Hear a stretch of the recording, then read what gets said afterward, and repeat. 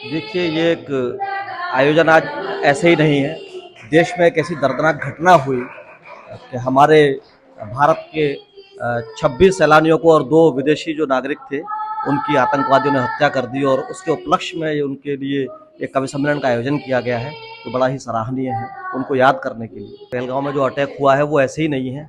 अब वो समय आ गया है कि हमें एक निर्णय लेना पड़ेगा। मैं अपनी पंक्तियाँ समर्पित करता हूँ कि घर के इन दुश्मनों को छाँटना होगा। घर के इन दुश्मनों को छांटना होगा, देश में गद्दारों को अलग बांटना होगा और बहुत दूध पिला चुके हैं सांपों को आस्तीन में। सर अब के उठाया है, इन्हें काटना होगा। सर अब के उठाया है, इन्हें काटना होगा। कार्यक्रम रखा है, हमारी बहन जी यशचंद्रिका सिंह जी ने रखा है और आगरा के सभी वरिष्ठ और सम्मानित साहित्यकार हैं, तो इन्होंने एक मासिक गोष्ठी का आयोजन किया है यहाँ पर। और ऐसी गोष्ठियों का जो उद्देश्य होता है वो सिर्फ मनोरंजन नहीं होता है। इस समय देश में जो घटना घटी है, पहलगाँव में जो घटना इस समय हुई है, तो उसके प्रति साहित्यकारों का जो नैतिक कर्तव्य बनता है, उसी के दृष्टिगत आज की ये गोष्ठी रखी गई थी।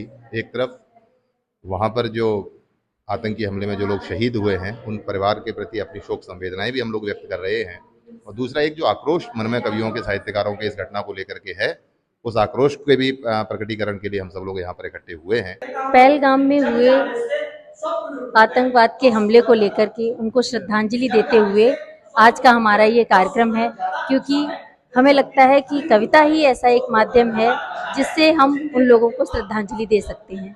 तो आज का ये कहना चाहूँगी, उन शहीदों के लिए, उन्हें शहीद ही कहा जाएगा जो बेवजह पहलगाम में मारे गए, कि कौन कहता भूल कर तुमको जिए हैं हम, कुर्बानियों का तेरी कड़वा घूंट पिए हैं हम, और आज भी भर आती आंखें यूं शहीदे जश्न पर, कि तेरी फतेह का ताज अपने सर लिए हैं हम, सर लिए हैं हम। कविता ही है जो मनुष्य को संवेदनशील बनाती है। और हमारे दादा चौधरी सुखराम सिंह आगरा के गीतों के राजकुमार हुए। उन्होंने कहा कि हो ना अगर आंखों में पानी, 2 कौड़ी की भरी जवानी, केवल कविता ही कर पाती पाषाणों को पानी पानी। आज जो लोग पाषाण हो चुके हैं, संवेदनाएं चुक रही हैं, रिश्ते खत्म होते जा रहे हैं, एक छत के नीचे लोगों में प्यार खत्म हो गया है, लोग पड़ोसी को नहीं देख सकते, मित्र को नहीं देख सकते।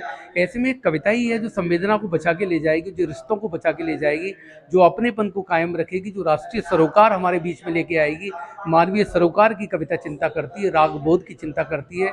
कविता जिंदगी को बेहतर बनाती है, इंसान को बेहतर बनाती है और इस दुनिया को रहने लायक बनाती है। इसलिए कविता बचेगी तो मानवता बचेगी, दुनिया बचेगी, इंसान बचेगा और ये दुनिया बहुत सुंदर रहेगी।